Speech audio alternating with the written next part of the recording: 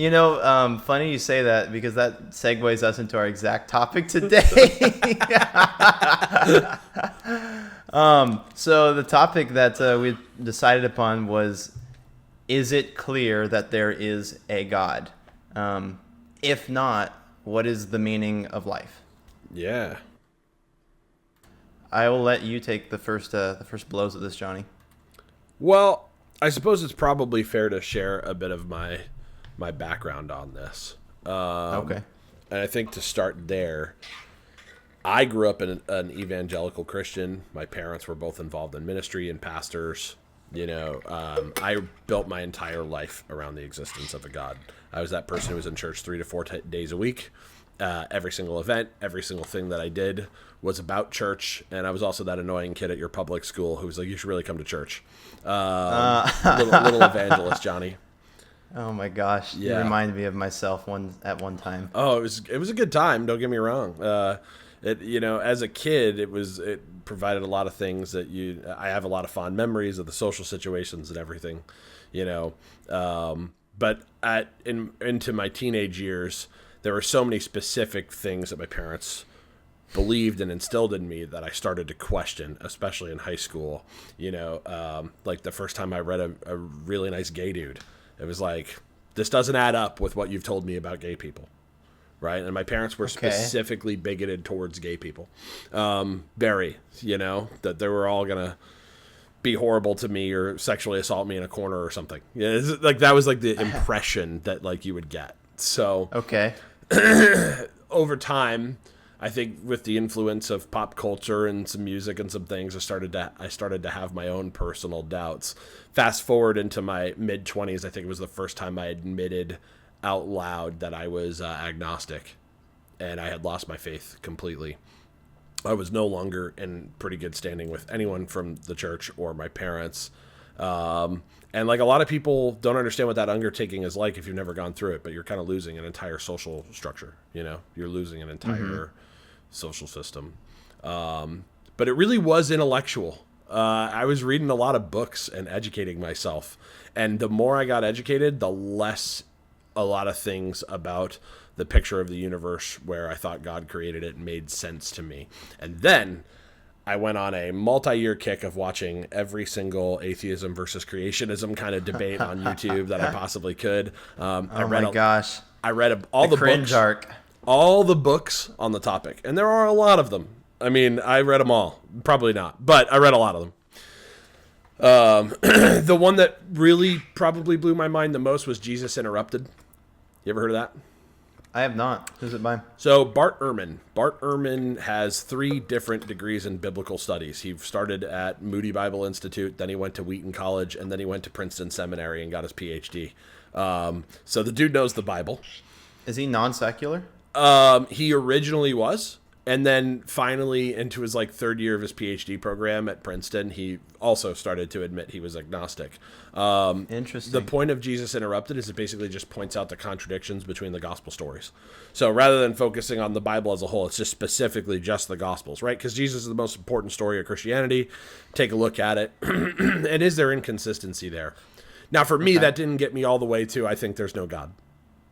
That just meant the way Christianity is doing things is clearly not something I believe anymore. It kind of took that apart for me, but I think I still believed in a generic deistic God, which we can get into what that means. I still believe there was a creator, right? Okay. So, and then it was probably about a year or 2 later where I think I accepted the fact and started calling myself an agnostic atheist. And ultimately that I just believed that, I didn't have any good reason to believe in a creator God. So that's kind of my overall story arc of how I got here. Cards on the table. Interesting. I think there are a lot of people that relate to what you said about you grew up in a very religious household that had very bigoted views to anything that wasn't in that religion's good side, really. Mm-hmm. And sometimes things that had no reason, by the way. Say it again. And sometimes things that had nothing to do with it, but it infects every part. Like somehow Pokemon was a work of the devil. You'll never be able to explain that logically, but that's the level. It just starts to infect all part of your culture and day-to-day life. I see. So in my opinion, though, I would say that that's not the norm for most religious people in America. Yep. However, we do happen to hear stories like that more often than we hear stories of what is actually the norm. Because, and the reason why is that's that in a way is the more interesting story to listen to on the Snapchat advertisement is, I grew up in a mega religious household. I couldn't even read books. I wasn't let outside until I was 22 or something like that. Weird, and it's like, what's hard is to relate to the masses with that story. That's just like a shock story rather than it is an actual relatable and, common story. I think what might be more common to the most people in America that have some sort of religious background is they go to church. They have gone to church at some point in their lives, maybe regularly at one point, and have stopped. Their family generally believes in it. They'd be kind of viewed as an outsider if they told their family there is no God, or I should say there is Yahweh, the God of the Bible, is not real. But most of the families aren't like super against like, gay people, or they don't have any super bigoted views. They're just they just don't agree with it, and they're not really like, I hate these people. You know what I mean? Yeah. And I need to keep my children away from them. Right. That's kind of how I describe my family. Excuse me. They were religious in the sense of that's what they believed in, but they didn't go to church. They weren't super involved in like, church stuff. They didn't like teach it every day at home, and they didn't like read from the Bible all the time, or rarely ever at home. But it was something that was like just understood to be real to them. And they never had any, bigoted views that they really pushed. So that's kind of how I grew up. And then around like 17 years old, I started like really getting into it just on my own accord. And I got into what I could be wrong here. This could be just my experience, but I believe this is the main line stream of Christianity in America today is one that isn't like saying this is their belief. We don't hate gay people. We think that, they're just as good people as we are. We believe like the things they actively choose to participate in are sin. We don't believe that it's sin that they experience it. We believe in more of it's sin that they choose to act upon it. And we just see them as someone who is, struggles with a different type of sin than I do. I could struggle with anger, and that's just as bad of a sin as someone who struggles with an attraction to the same sex. And that's really how they see it. And that's how it was always preached, at my church. But I could be wrong. I could be totally wrong that that's not how it is. But after from my experience of being pretty deep into that for 4 years, I'm pretty sure that's where most of Christians today are at, with maybe 10 or 20% of them in the more really hardcore category of we cannot have our children around these people. Yeah. I think there's a degree in my experience, and I've spent a lot of time, especially given the walk I've come from, when we first moved across the country, we started on the East Coast, moved to Iowa, the heart of the country. It was weird because we actually went from a more extreme church when I was growing up as a teenager to a much more generic Midwest kind of, kind of like you talked about. And so I think there's a degree. You have nominal Christians on one side who are, I believe in God. It's not a huge part of my life. I don't really go to church all that often. I just think that, big man upstairs is looking out for me. And I'm trying to live a good life. I think, most of the generic, they really like love your neighbor as yourself. They really like, some of those basic moral intuitions that come from their faith. And they've never thought about it that hard. So what's funny from my standpoint, to your point, I know I haven't had a typical experience. I've had enough conversations to know that. There's a rubber band effect. When your entire world is religion, that rubber band is pulled all the way back.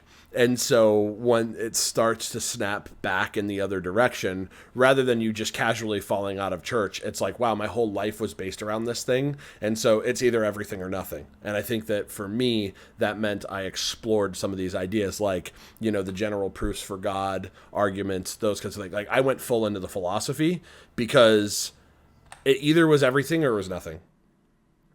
You know, and a lot of people don't have that experience because it was never everything for them. As in, like, you did a whole 180 to when religion snapped, you went the complete other way. Yeah, it had to be my primary focus of my education, my thinking, my day-to-day life, because it was like either everything up until this point has been pointless, or I have done something horrible or missed something really important and fallen out of favor with God. That's a really scary proposition to think. You know, when you face that, there's kind of an emotional void there that, you know, a lot of people who tell my story, I don't think sometimes, you know, don't really hit that point hard enough. Like, the emotional despair of the idea of losing your faith is terrifying. Absolutely terrifying. If you're the kind of person who based everything on it. Yeah. I mean, it's like, to me, I had the feeling of, if God is real, then we need to, like, center our entire life around it. Like, it didn't make logical sense to not center your entire life around what God would want and what God is about if Right. he's real. Like, Right. to me, that's logically does not make sense. But if he's not real, then you know, there you go. Something that I wonder if you felt this too, but something that I experienced when I lost my faith was I felt like, okay, before I lost my faith, I had the view of, okay, God is kind of guiding me through life and, you know, wants me to do well in a way of where I get closer to him and I do things that help him or further his cause. And now I've lost my faith, you know, I feel like, am I going to lose out of favor with God and be punished? Where is my life going to go now? Even though I'm simultaneously, like, losing my faith because I don't think God is real, I still kind of, like, felt that way of, like, man, my life is going to go terrible now, you know? Mine was more intensely the fear of hell. I mean, I like, if I'm wrong, Oh, yeah, hell is that's real. too. Hell is real, and I am screwed, man. Like, I have put myself in the worst possible predicament, and so I had to be sure. Like, I had to be as sure as I could be, and I had to figure it out. Pascal's wager to the infinity, you know? Yeah. That's so funny. You want to know the two things that I thought of that talked me out of my religion? Sure. So it's not really like the historical inaccuracies, or possibly you could even call it the archaeological inaccuracies, or any of that, scientific, whatever. It's the fact that those inaccuracies either exist or could exist from the things that we know. And I'm like, okay, if it's hard to, there's two exact reasons for it. It's going to be hard for me to put into words because I have to rethink about it every time. Yeah. Man, I'm going to return to this. Because I can't actually spit it out in a way that communicates well. Well, I have a great analogy that I use because when I've talked about it, a lot of people, regardless of how stretched out their rubber band was, to use my earlier example, I think a lot of people experience it this way. So I think our outlook on the world, our worldview, is kind of contained in a neat structure. Mm-hmm. So by analogy, I think my favorite way to explain this is it's kind of like a Jenga tower. You know Jenga, the game with the blocks, okay? Each one of those little bricks in your Jenga tower represent one small belief. It could be faith is a virtue. It could be the earth is only 6,000 years old. It could be, Noah's flood was real and happened, and he put, animals 2 by 2 on an ark. It could be simple things that God is love. And it could also be all the other things that shape your worldview. Things you know about science, things you know about health, things you know about, your social situations, whatever. And so you have this giant Jenga tower. And then over time, you pull out as contradictions arise, and you have cognitive dissonance, which is that uncomfortable feeling when, you have two contradictory beliefs. You get that feeling of cognitive dissonance. It's painful, and you try to resolve it. And sometimes the way to resolve it is to just completely take that brick out. All right, this one's no good. I'm actually going to replace it with a different brick. And we put that brick up on top of the Jenga tower. But over time, that base that we grew up with our childhood gets hollowed out. And eventually, for the person who loses their faith, it's like it all collapses. Yeah, that one thing that's like supporting the entire belief at the bottom finally gets chalked out at 22, and now your whole tower collapses. Yeah. So you were kind of going down this road, but for me, that big one was the concept that faith is a virtue. And I actually I used to think it was just good to have faith, and I had like that blind optimism that a lot of people who are faithful people have, and I commend it. It can actually power you to do a lot of things. But Sam Harris's arguments against the concept of faith, really stuck with me forever. The one I use, it's a slightly different version than his. Like, everyone can be full of faith until the plane starts to go down, and then the second the plane starts to go, somebody's like, God's going to teach me how to fly this. Just have a little faith in me. You're like, yeah, I'd rather you not touch the flight stick, actually. Could you step back away?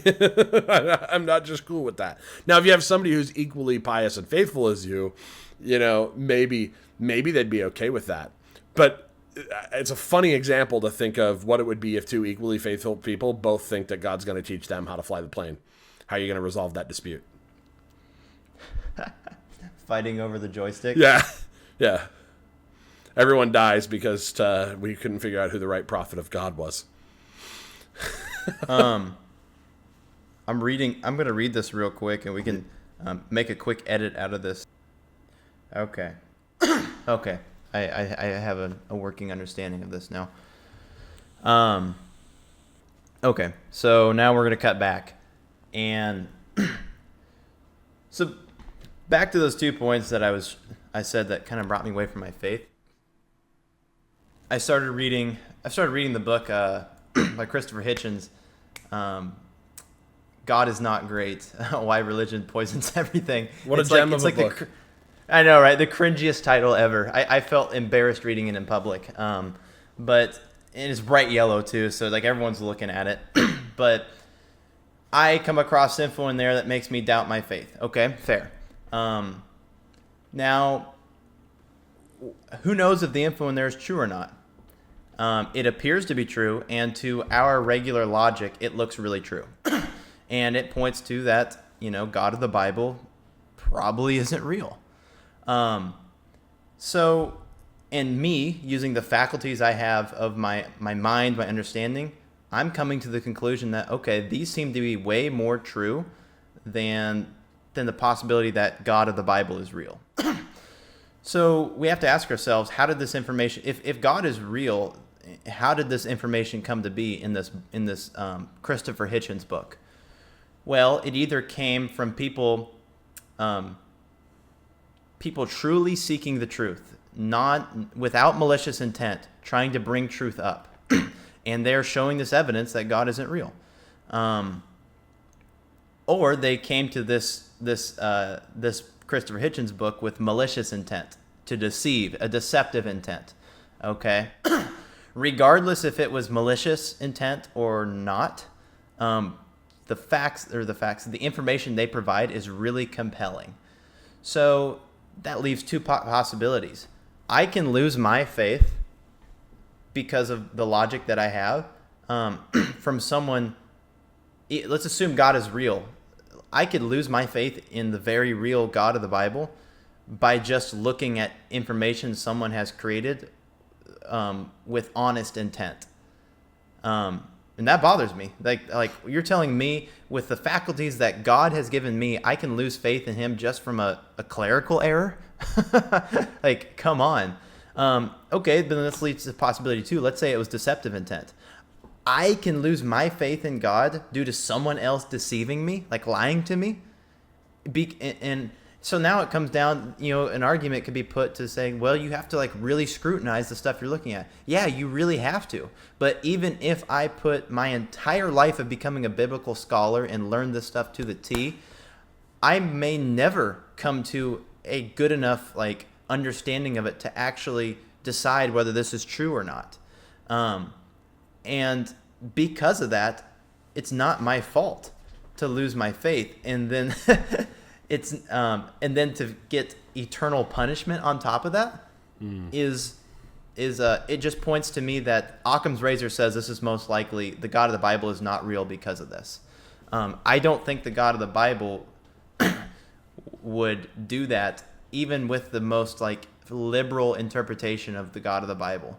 You know what I mean? That doesn't make sense. There's no, and people could say, well, your wisdom is not as good as God's wisdom. But you understand, he gave me the wisdom that I have to discern these things, and now he's going to damn me for it. This is not sounding to be true. My second point with this that bothered me is I realize this, but I could be wrong, so I want to talk to some of my friends about it.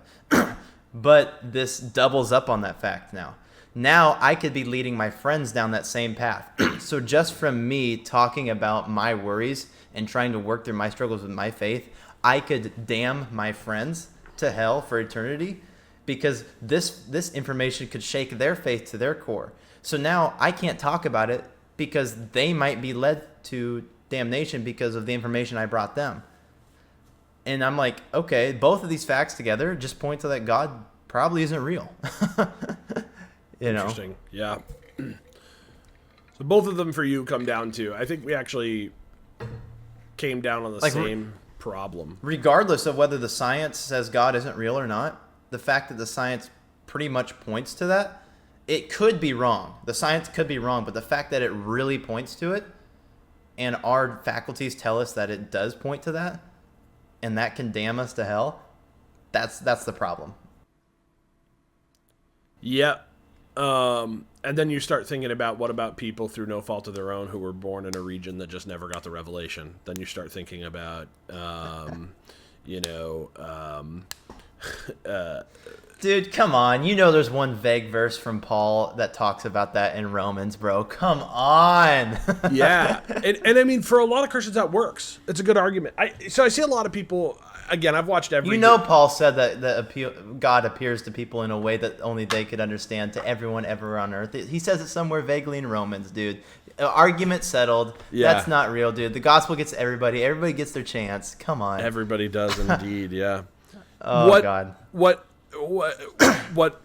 my version of this was honestly from a point of kind of like intellectual. It was on the same level as what you said, but basically it was like at some point I came to the conclusion that if God was real, that should be something that a person of my intellect should be able to come up with really good reasons for.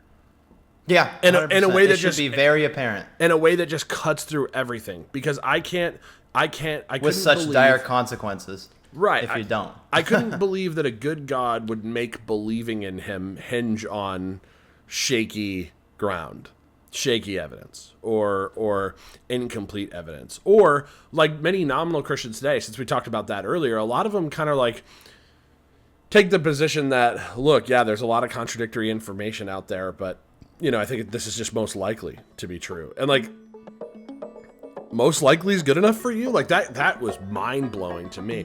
So interestingly enough, that's why I started reading the atheist books. I actually don't think